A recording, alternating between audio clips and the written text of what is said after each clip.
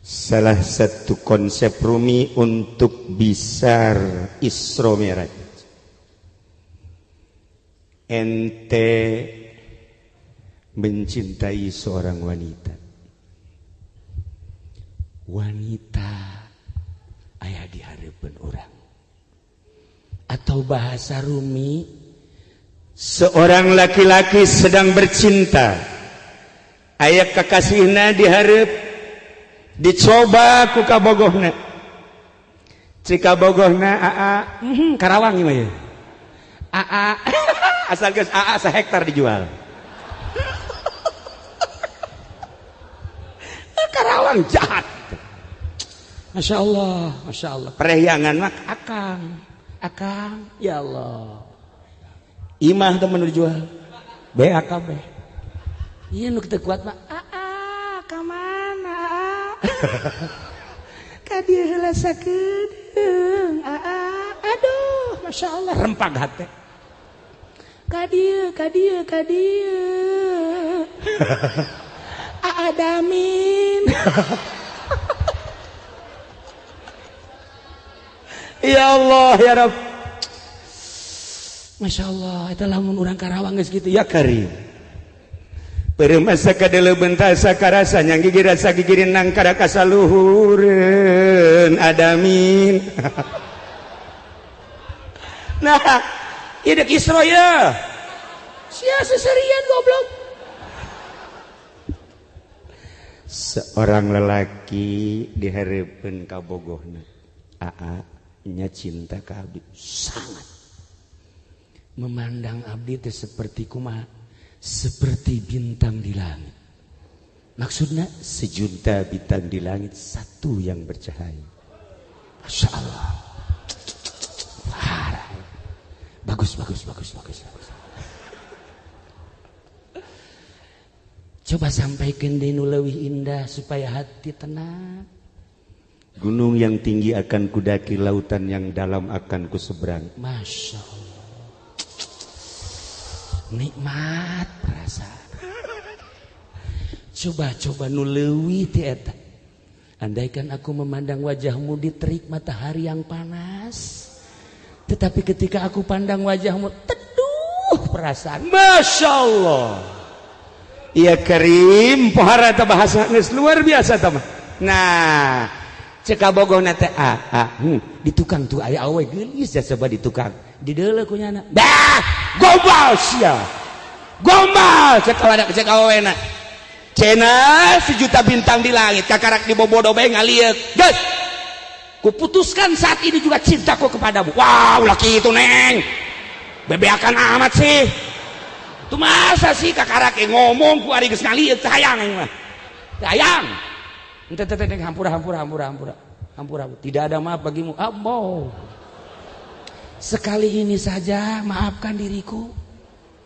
Ya udah kalau gitu aku maafkan. Tetapi awas, jangan engkau lukai hatiku untuk kedua dan ketiga kali. Ya Allah ya Rabb.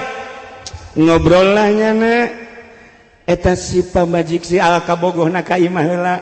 Saenggeusna ka imah mawa kue bolu, apem jeung kue cincin.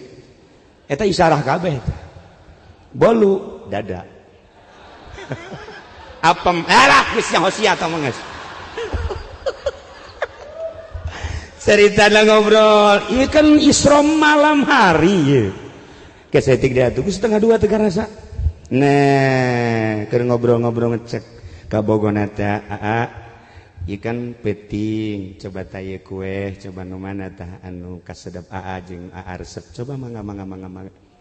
Coba ieu buatan saha cenah. Pokona ulah nyaritakeun buatan, sok gara-gara icip-icip. Langsung nyana nyokot ka apem. Wah, tolol cek cenah teh cek ka bogohna. Geus, putus ayeuna keneh. Pan bisa putus? Lamun bener bogoh teu kudu ngadahar kue. Deuleu beungeut ya, deuleu beungeut. Lamun bener bogoh, pokoknya lapar leungit ku deuleu beungeut. Berarti kan kayang kue, mengkol, tolol. Gas, tidak ada maaf bagimu, mantep. Geus putus didinya geus. Atuh sa eta kabogohna kieu, ya Allah nasib. tetap kutunggu jandamu. Nah, sangkilang bari lalagaan bahasa Jalaluddin Rumi seorang kutubul aulia, tetapi makna daripada bahasa Jalaluddin Rumi cacak-cacak kakabogoh urang ketika urang mengkol kabogoh bendu. Cacak-cacak kakabogoh urang nyokot kue di hadapan kabogoh bendu lantaran dianggap 100% cintana ka manehanana. Bisa mengkol ka sisi, bisa mengkol ka gigir, bisa mengkol ka makanan. Teu hayang cek eta awewe. Gas aing mah. Tah kakabogoh bae ge teu meunang di dua. Kakabogoh bae ge teu meunang di candu. Atuh komo ka Gusti Allah, urang deuk ka Gusti Allah. Hate inget ka mobil. Cek Gusti Allah. Urang deuk ka Gusti Allah inget ka jabatan pekosasi hayang jadi Kapolres. Ingat ka bupati hayang jadi bupati Satuluda. Ingat kaki Jamal hayang nyandung. Unggal pengkol. Cacak-cacak kakabogoh teu meunang mengkol. Nu mantak eueuh hiji awe anu hayangan dicandung lantaran merasa digrogoti hatina ka Allah. Lamun geus jandung silaka. Mun urang geus lempeng ka Allah, aya makanan? Tidak. Aya minuman? Aya jahe nu ngajakan goreng hayang. Mun nu geulis insyaallah. Sia Ki Jamal mah goblok, can lempeng keneh bae. Lempeng kan teh hiji Allah. Diniatan ya Allah ya Rabb, percikanmu yang ada di hati akan kubuktikan dengan cara akan kusingkapkan hijab-hijab. Ketika aku menginginkan makanan dan minuman itu hanya sementara. Selama diriku kuat, badanku kuat, insya Allah tidak akan terganggu. Di lain lagi, ada hewani. Mungkin keinginan kepada wanita, mungkin keinginan naik jabatan, mungkin keinginan tenar, mungkin keinginan mulia, mungkin keinginan agung, mungkin keinginan kaya, dan berbagai keinginan-keinginan akan aku sikap. Ya Allah, tidak ada yang kuinginkan, hanya Engkau, ya Allah. Isra orang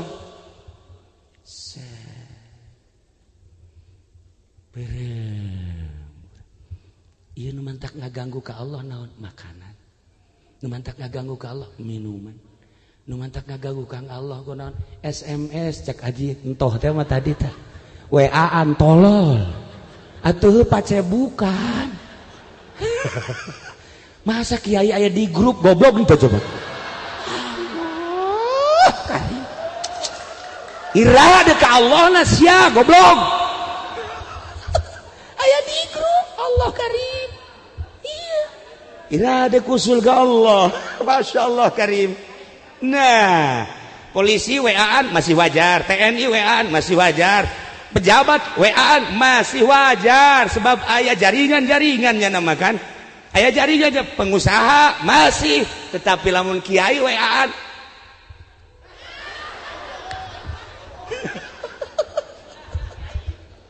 atuh iman mantak wani dijalain kiai teh mah bajingan. Masya Allah Karim. Nah, ieu cerita istimewa Rumi, Masya Allah. Numantak ketika kami datang ke ditu terharu dengan Rumi.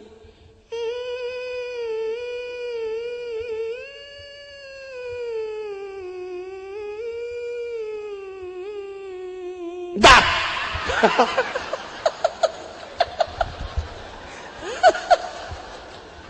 Aduh, asana kudu kausa da insani jantung ragam. Musik Rumi luar biasa. Satu pertanyaan, Kiai, emang boleh musik? Tergantung tahapan-tahapanna. Nyanyian eta nu dibaca tadi, nyanyi Tola al-Badru qasidah, burdah qasidah, seberzanji qasidah. Pakai musik tergantung derajat-derajatnya. Bagi orang Syafi'iyah anu can usul ulah. Cukup baik cara tadi. Urang digadekeun Masya Allah sholawat luar biasa. Datang ke hese orang. Nyana nu maca urang nu ngap-ngapa. Atuh Rusdi malah mun sakali deui paeh ngap-ngapa. nyana mah teu ngap-ngapar Rusi mah. Wah, ya budak. Tapi anak buah hiji-hijina ieu. Digantina maksudna ya. Mudah-mudahan dipanjangkan umur. Yang mudah-mudahan dibere bisa kawin deui. Cilaka. Ulah. Pokoknya mah bisa wusul ilal Rumi. Masya Allah karim. Kurang meneliti bahasa-bahasa Rumi. Istimewa. Ketika seseorang nundek masak kacang dibukaan cek Rumi, kemudian kacang tersebut aya dina panci, kacang nu dibukaan teh ngaluncat ditewak ku Rumi, ulah ngaluncat, cek kacang teh ndek dikumahakeun, ndek dipasak, aduh atuh nyeri, maneh dipelak, maneh teh disiram, maksudnya supaya bagus ndek dipasak. Allah cak kacang atuh kumaha engke bakalna, atuh kami panas atuh kok ndek dipanasan, tetapi dibumbuan, setelah digodog dibumbuan engke bakal aya rasa, engke disuguhkeun ka jelema, kacang teh ternyata ngeunah. Nginahna kacang teh horenganan dibukaan heula, saenggeus dibukaan teh horenganan dikulub heula, saenggeus dikulub teh horenganan dibumbuan heula, digodog. Saenggeus digodog diicip-icip uyahna, diicip-icip bawangna, diicip-icip cabena, diicip-icip dan lain sebagainya. Geus sedeng cak masak, nikmat ieu, suguhkeun ka jelema. Masyaallah, ku nikmat ieu kacang, jelema ge memeh jadi polisi sakola heula. Datang-datang make pangkat bae di dieu ya bintang 7 atuh puyeng ngana. Bisa kuarinya kal pangkat teh lantaran digodog heula. Nah, ieu kiai nu mantak dikiaikeun ge Ki Jamal eta teh nya ngadapang heula di pondok pesantren. Nu mantak lamun santri can hideung ieuna, can hideung dengkulna can jadi kiai. Sebab teu pernah ngadapang. Teu pernah. Haji Pendi bukan hideung, buduk teh mah.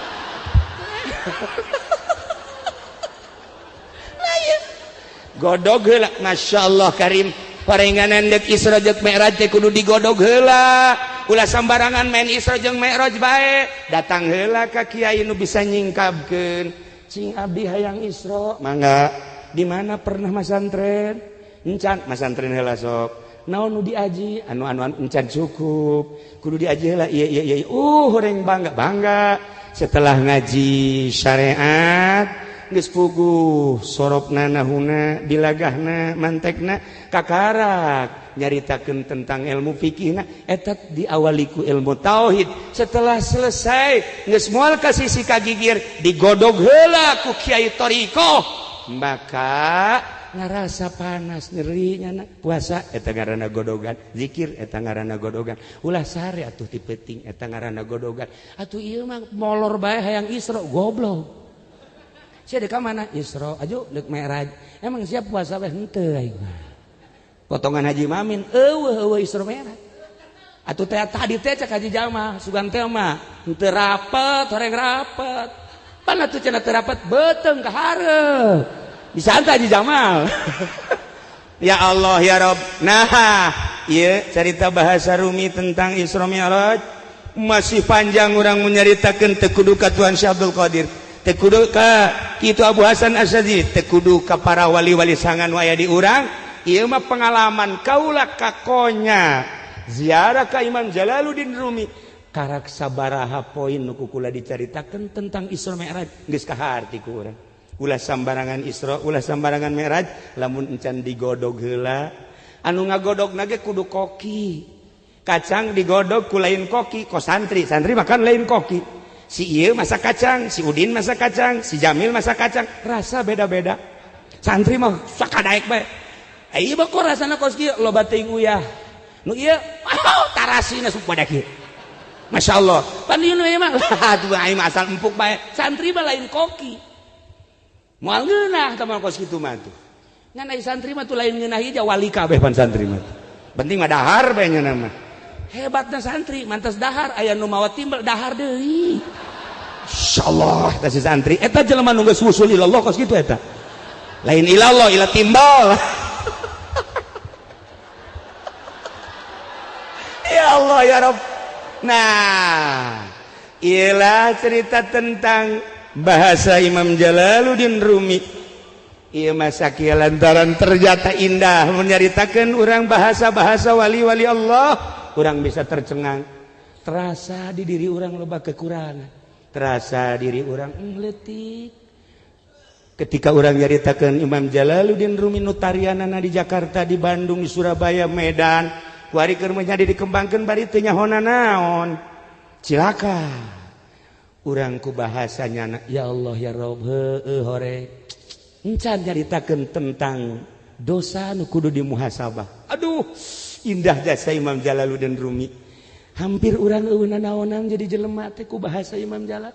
Nah ieu mah ala kadar sakieu heula dina harti tabir nu aya di hati urang, percikan nabi nu geus aya di kolbu, percikan ilahi nu geus aya di kolbu, geus aya bahan jang wauh jeung Allah, tinggal nyingkabkeunana kakarak saeutik mah ke buka deui tina sodru kana kolbu ke buka deui ti kolbu kana fuad ke buka deui ti fuad kana sirrul asrar kakarak urang bisa Isra Mi'raj sarua jeung Isrona Mi'rajna Kangjeng Nabi urang Kangjeng Nabi Muhammad sallallahu alaihi wasallam urang pasrahkeun ka ahlina para aulia-aulia Allah. Jang urang cukup mencintai hamba-hamba Allah anu teu terkontaminasi pikiran jeung akalna. Kolbuna hiji be Allah. Situasi politik nyanggakeun sadaya-daya ieu mendek ka Allah bae. Situasi ekonomi nyanggakeun ieu mendek ka Allah bae. Si itu hayang naik pangkat urusannya, si itu hayang sugih urusan